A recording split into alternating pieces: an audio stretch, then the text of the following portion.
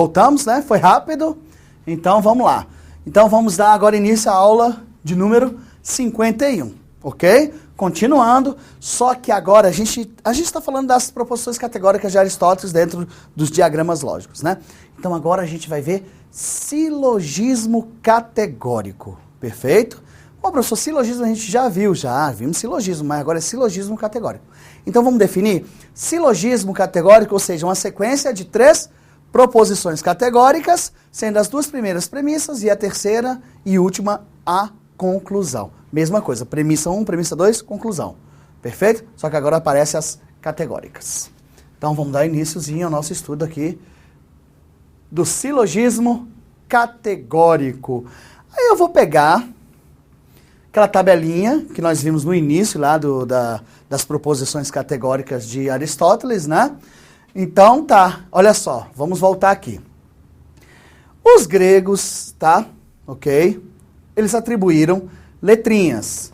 Letra A para a universal afirmativa, letra E para a universal negativa, letra I para a particular afirmativa e letra O para a particular negativa. Perfeito? Então, assim, sei que tá pequenininho aqui, mas dá uma olhada aí no seu PDF, tá? Todos os A são B. Perfeito? Pela contrária, nenhum A é B. Pela subalterna, aqui todos os A's são B. Alguns A's são B. Pô, se todos os A's são B, é porque algum A são B. Então você toma cuidado que às vezes ele quer o seguinte, ó, todos os A's são B, alguns A's são B, são as subalternas. Perfeito? Aqui, nenhum A é B. E aqui, algum A não são B, que também subalterna aqui do nenhum. Perfeito? Aqui, alguns A são B, pelas subcontrárias, alguns A's não são B. Perfeito. Agora, olha as contraditórias que a gente estava vendo agora ali, ó. Todos os A's são B. Contraditória, algum A não é B. Algum A são B. Contraditória, nenhum A é B e vice-versa. Por isso que nas provas de concurso, as negações, eles negam pelas contraditórias, porque nega quantidade e nega qualidade. Perfeito? E aqui, ó, nas subalternas, ele só nega quantidade, ele não nega qualidade, tá vendo?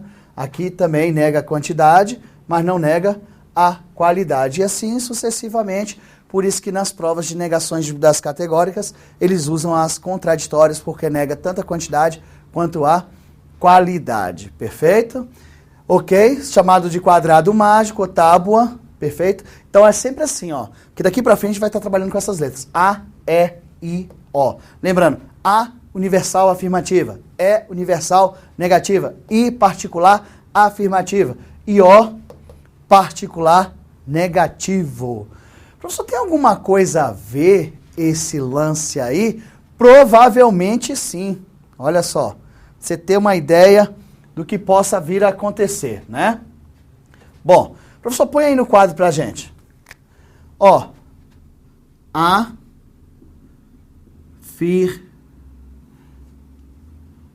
afirmativo. Presta bem atenção. O A de afirmativo, perfeito? E o I também de afirmativo. Por isso que provavelmente eles devem ter usado o A e o I para atribuir, tá, as proposições universais afirmativas e as particulares afirmativas, porque vem do nome afirmativo. Agora olha essa aqui. Negativo. Olha só. Ele deve ter usado o E de ne e o O de negativo. Por isso que a universal negativa, ele usa o Ezinho e a particular negativa, o Ozinho aqui, ó. Então, pode parecer bobagem, mas foi exatamente isso que se supõe que tenham sido feito para representar por letras do alfabeto, maiúsculos para representar a universal afirmativo e o particular afirmativo, o E universal negativo e o O a particular negativo, que deve ter vindo exatamente dessa situação que ele coloca aqui, tá? Muito legal. Então, vamos em frente. Não esqueçam, vira e mexe eu vou estar lembrando vocês que é o uso dessas letras maiúsculas aí, essas vogais, né? A, E, I, O. Perfeito? Muito bom. Então vamos ver o que vai aparecer aqui. Tá aqui, ó. A letra A é a universal afirmativa. Todo A é B. Esse A não é esse A aqui não, tá? Perfeito? Todo A é esse A aqui que é o todo, que representa o todo. Perfeito? A universal afirmativa. O E é a universal negativa. Nenhum A é B. Perfeito? O I é a particular afirmativa. Algum A é B. Muito bom. E o O é a nossa particular negativa. Algum A não é B. Então, professor, poxa, professor, tem alguma coisa a ver isso aí, não tem? Tem. Se você parar para analisar, o nome afirmativo, ele usou o A do afirmativo e o I. E do negativo é o E e o O, tá? Negativo. Perfeito? Olha que coisa legal, né? Mas, professor, então, quer dizer, só foi uma justificativa? Foi. Porque senão a gente vai trabalhar com A, você fala, pô, mas que é esse A aí? O que é o I, o que é o O? Universal afirmativa, universal negativa. Particular afirmativa, particular negativa. Perfeito? Ok? Vira e mexe, eu vou estar mostrando isso aí para vocês entenderem bem a situação. Então, vamos lá. Vamos em frente, que atrás vem gente, né? Bom, denotando por AB qualquer uma das 4 proposições categóricas, perfeito? As 4 lá, ok? Todo, algum, nenhum, algum é. Então vamos resumir aqui. Todo A é B, nenhum A é B, algum A é B e algum A não é B, são as 4 proposições categóricas de Aristóteles. Então, denotando por AB qualquer uma das 4 proposições categóricas e denominando A e B os termos de AB, então um silogismo consiste sintaticamente de uma sequência de 3 proposições categóricas. Lembra que no início do nosso bloco nós falamos sobre isso? Construído com 3 termos, de modo que cada 2 delas tem exatamente um termo comum. Olha só que interessante. Tá ali, ó. Nós só temos 3 termos, sendo que um é comum. Vamos ver isso aí, tá? Olha só. Para os termos A, B e C, a tabela abaixo apresenta os 4 possíveis modelos de silogismo, ou seja, figuras do silogismo, tá? Vamos ver aqui o quadrozinho. Tá aqui, ó. Eu tenho os modelos, primeira forma, segunda forma, terceira forma, quarta forma. Ou seja, primeira figura, segunda figura, terceira figura, quarta figura. Também conhecida como lógica de primeira ordem, tá? Ou lógica de predicados, perfeito? Então, olha só. Nós temos, assim, 2 premissas e uma conclusão. Normalmente, a premissa maior vem em primeiro lugar. E a premissa menor em segundo. E em terceiro eu tenho a conclusão. Por isso que eu tenho aqui as proposições. Primeira forma. Olha só que legal. CB, AC. Quantos termos nós temos? 3. Só que um se repete. Porque as pessoas pensam que assim, 1, 2, 3, 4 termos. Não são, não. Vê que o C está se repetindo. Ok? Esse C é chamado de termo médio. O termo médio ele tem que aparecer nas 2 premissas. Tanto na premissa maior quanto na premissa menor. Mas observem.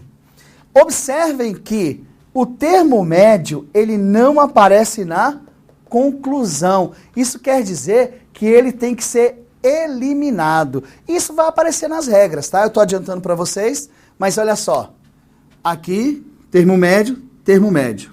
Perfeito? O que foi a minha conclusão? AB. Professor, por que foi AB? Volta aqui para a gente ver. Primeiro você tem que entender o seguinte. Se é lógica de predicados, olha só que bacana.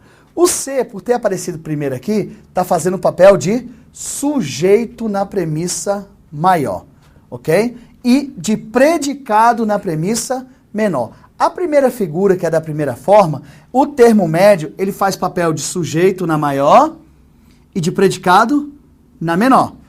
Olha a segunda forma. O termo médio é o C. E só que o C está fazendo papel na segunda forma, ele faz papel de predicado, predicado. O termo médio faz papel de predicado, predicado. Beleza. Na terceira figura, o termo médio, que é o comum, faz papel de sujeito, sujeito. Sujeito na premissa maior e sujeito na premissa menor. Na quarta forma, conhecido como quarta figura, ele faz papel de predicado na maior e de sujeito na menor. Então você conhece a figura pela posição do termo médio. Se o termo médio estiver sujeito na premissa maior, predicado na premissa menor, significa que é um da primeira forma. Se tiver predicado tanto na maior quanto na menor, é o da segunda forma. Se ele for sujeito, significa que ele é da terceira forma. Se o termo médio for predicado na premissa maior e sujeito na premissa menor, ele significa que é uma da quarta forma ou a quarta figura do silogismo. Perfeito? Então tá. Professor, mas existe em ordem? Existe sim. Quer ver? Olha só. Olha que legal. O B é chamado de termo maior, porque ele está na premissa maior. Perfeito? O A é chamado de premissa menor, ok? Termo menor, desculpa, é o termo menor porque está na premissa menor. A conclusão, olha que legal, o termo maior é sempre predicado na conclusão e o termo menor é sempre o sujeito. Olha que legal. Então, olha só, um silogismo é contido por 3 termos. Termo maior, que é o B, termo menor, que é o A. E o termo médio, que é quem? Que é o C. Na primeira figura, ele faz o sujeito na premissa maior e predicado na menor. E significa que a conclusão tem que seguir isso aqui, ó, tá? O termo menor é o sujeito da conclusão e o termo maior B é o predicado na conclusão. Perfeito? Então vamos lá, olha a segunda forma. O termo maior é quem? É o B. Quem é o termo menor? É o A. Quem é o termo médio? É o C. O termo médio nunca aparece aonde? Na conclusão. E quem vai ser a conclusão? Ou seja, o termo menor, que está na premissa menor, claro, é o sujeito. É o sujeito. Perfeito? E o B, que é o termo maior, é quem? O predicado. Então é a mesma coisa. Sujeito e aqui, predicado. Vocês vão ver que, pela teoria, você vai estar exatamente observando isso daí. Terceira forma. O C é o termo médio. Perfeito? Ele nunca aparece na conclusão. Isso já é uma coisa certa, não aparece na conclusão. O B é o termo maior e o A é o termo menor. Conclusão. Na conclusão, o termo menor é o sujeito e o termo maior é o predicado. Tá aí. Você vai ver que não muda isso, né? Ok? Sujeito predicado. Na quarta figura, o termo médio é o C, o termo maior é o B e o termo menor é o A, porque ele está na premissa maior. Lá é o termo maior porque ele está na premissa maior. Lembrando que o termo maior sempre vai ser predicado da sua conclusão. E o termo menor vai ser sempre o sujeito. Então aqui sujeito e o B é o nosso predicado. Ok? Então vou estar batendo muito na tecla sobre isso daí, porque são coisas bem importantes. Então vamos lá? Então para ser um silogismo nós temos que ter quantos termos? 3 termos. Sendo que um tem que ser comum, denominado termo médio ou termo comum. Perfeito? O termo maior sempre vai ser predicado na conclusão e o termo menor sempre o sujeito da conclusão. Tá aí o nosso esquema das proposições. Perfeito? Muito bom. Então deixa eu ir apagar aqui. Vocês observam e escrevam isso daí, bonitinho. O professor vai estar aí no exemplozinho? Tá. Toda a teoria disso aí está escrito aqui. Vamos lá então, né? Vamos buscar. Deixa eu ver aqui como é que anda, né? Ok, vamos lá. Deixa eu preparar aqui minha canetinha, né? Pra gente ver. Aqui. Bom, outra informação importantíssima que pode cair em prova para vocês. Professor, por que é 4/3? Olha só o que nós temos. Já tem explicação lógica, tá? 4/3. Nós temos quantas formas? São 4 formas. Cada forma tem quantos termos? 3. Então, você tem 4/3 de silogismo. Isso aqui já caiu numa prova do CESP. 4/3 de silogismo. 4 vezes 4 vezes 4, que eu tenho 64, perfeito? Para cada forma, ok? Vezes 4 formas, eu tenho 256 silogismos. Opa! Mas será que todos são válidos? É isso que a gente vai perceber agorinha, tá? Beleza? Então isso aqui vai voltar a aparecer, a gente vai voltar a falar, ok? Então vamos continuar. Lembrando que o termo médio, tá? Cada uma forma representa a posição do sujeito e do predicado. Lembrando que o termo médio nunca aparece aonde? Na conclusão. Inclusive nós já pegamos questões de concurso em que tinha um termo médio na conclusão. Nossa, não pode. Então presta bem atenção, hein? Perfeito? Então vamos lá, vamos continuar. Bom, olha só. Quando um silogismo é atribuído a uma figura, fica determinado qual dos dois termos em cada proposição é o sujeito e qual é o predicado. Mas a qualidade e a quantidade de cada uma das 3 proposições não fica determinada com esta atribuição. Para cada uma das 3 proposições, há 4 possibilidades. A, E, I e O. Vamos lembrar? Universal afirmativa, universal negativa, particular afirmativa e particular negativa. De modo que para cada figura existe um total de 4 vezes 4 vezes 4 possibilidades.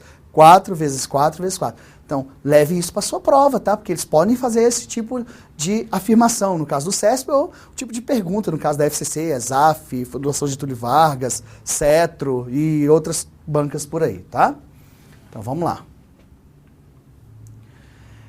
Cada uma delas é conhecida pelo nome de modo do silogismo. E assim, cada figura tem 64 modos. Vocês viram o que eu fiz, né? 4 vezes 4 vezes 4. 4 vezes 4, 16 vezes 4, 64 modos. Beleza. Nesses termos, é possível calcular o número total de combinações, que são silogismos, como produto do número de modos pelo número de figuras. Lembra quantas figuras são? 4. Quantos modos nós já tínhamos? 64. Então, olha só, nós vamos calcular o número de 64 vezes 4. Perfeito? Ok, 64 vezes 4, 64 modos vezes 4 figuras distintas que nós temos. Perfeito? Então, vamos lá. A inferência silogística é controlada por um conjunto de regras. As regras que nós vamos falar, no total de 8 regras, que você não pode esquecer, tá? Ok? Algumas das quais regulam o uso dos termos e outras as das proposições. Assim, o número de termos admissível é 3. O termo médio tem que ter pelo menos uma ocorrência universal. E nenhum termo pode ter uma ocorrência universal na conclusão sem a ter tido em pelo menos uma das premissas. Bom, traduzindo. Quando ele te dá assim, ó, premissa 1, premissa 2 e conclusão, olha só, o que ele quis te dizer foi o seguinte: como é que a conclusão vai ser universal se não tem universal? Primeiro, para ser um silogismo, tem que ter pelo menos uma universal. Então, significa que, na premissa 1, premissa 2, ou as duas são universais, ou pelo menos uma tem que ser universal. Você não vai ver um silogismo com duas particulares, perfeito? Ou seja, você vai ver com duas universais, mas com duas particulares não. Ok? Então fiquem bem espertos em relação ao que ele te propõe nessa situação. Porque às vezes ele coloca uma situação assim, que às vezes você não entende muito bem o que está acontecendo. Então, só repetindo aqui para vocês. Assim, o número de termos admissível é 3. 3 termos. Exemplo, A, B, C. 3 termos. O termo médio, ou seja, A, B, C, um deles tem que ser repetido. Ou A, ou B, ou C, dependendo da sua posição. Tá? E ele fala assim, ó, o termo médio tem que ter pelo menos uma ocorrência universal. Tá vendo? Perfeito? E nenhum termo pode ter uma ocorrência universal na conclusão sem a ter tido em pelo menos uma das premissas. Isso que eu quis dizer, isso que eu falei para vocês.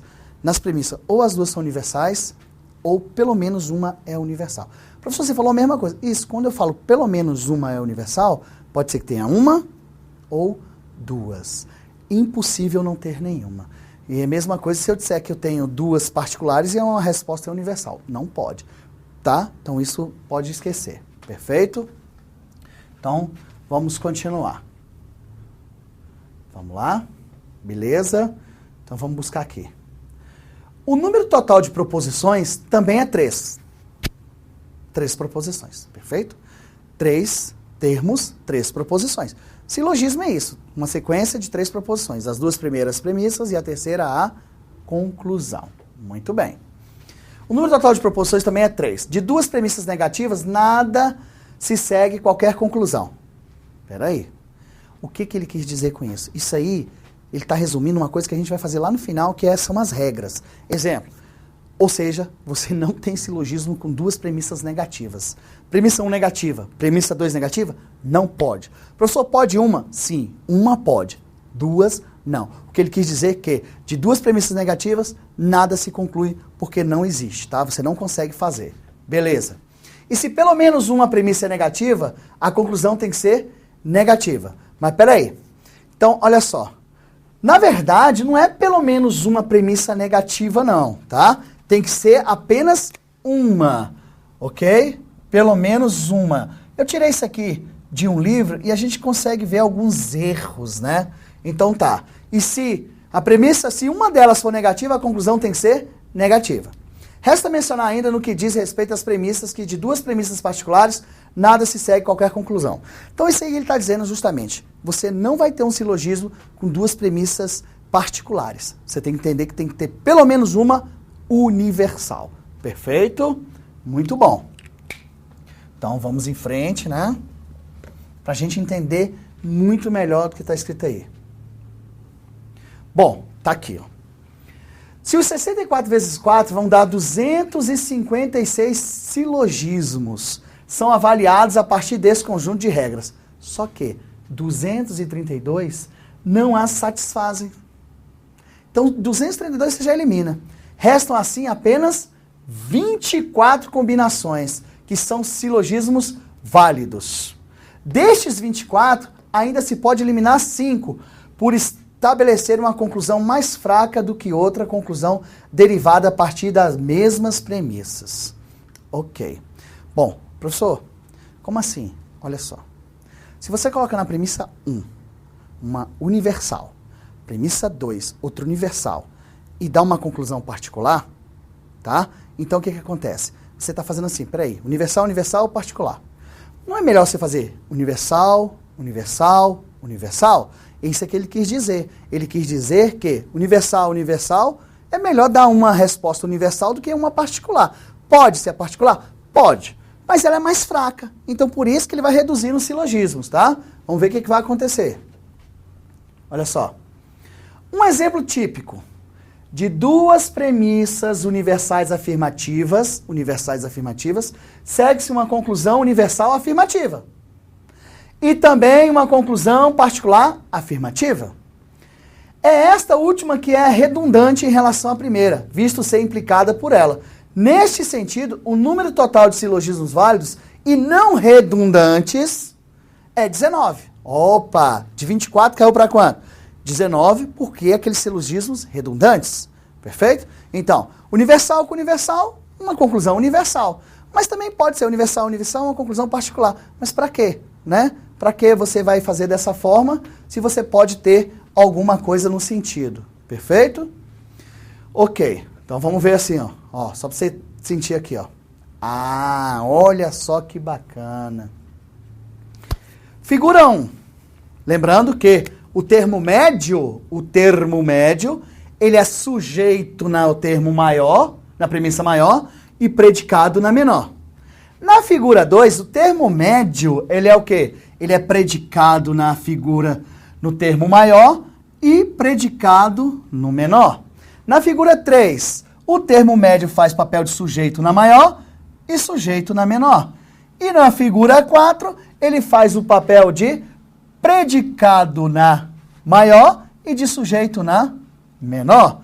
Por isso que ele tem. Professor, por que essas letrinhas? Você tem que entender que a letrinha A significa o que mesmo? Universal afirmativo. Olha só. Universal afirmativo, universal afirmativa. Traço de acessão, conclusão. Na verdade, isso aqui é todo, todo. Conclusão, todo. Perfeito? Muito bom. Legal. O E é o quê? É uma universal negativa. Note-se, universal negativa, particular afirmativa. Dizem que é o seguinte, a conclusão tem que seguir sempre a parte mais fraca. Como assim a parte mais fraca, professor? Entre uma afirmativa e uma negativa, a resposta vai ser sempre negativa. Professor, isso vai estar na regra? Vai ter na regra. Ela segue a parte mais fraca.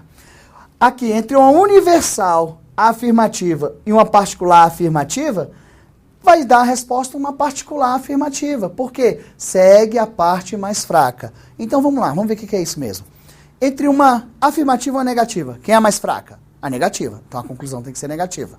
Perfeito?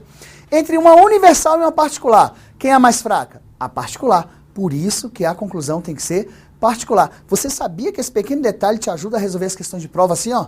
Rapidinho? Então, olha, lembre-se sempre, todas as vezes que tiver uma universal e uma particular, a conclusão será sempre particular por ser a parte mais fraca. Ok? Se você tiver uma afirmação e uma negação, a resposta vai ser sempre o quê? Negativa, porque entre afirmativa e negativa, a mais fraca é a negativa. Perfeito? Então, muito bom. Vamos ver o que acontece em relação a tudo isso que a gente está falando. Perfeito? Então, olha só. O que a gente está querendo mostrar é que cada letrinha dessa tem o seu valor e o seu posicionamento. Então vamos fazer o seguinte, daqui um pouquinho a gente retorna, vamos retomar com essa figura aqui e vamos continuar. Vocês vão ver, gente, que a teoria é assim, um pouco assim, nossa, professor, é muita coisa. Cara, mas na hora que você for pegar a questão, olha só, você vai matar a questão só no visual, tá? Vou mostrar para vocês como fazer esse tipo de questões caindo no CESP, na FCC, na ESAF e blá, blá, blá. Então, daqui um pouco a gente retorna. Até mais.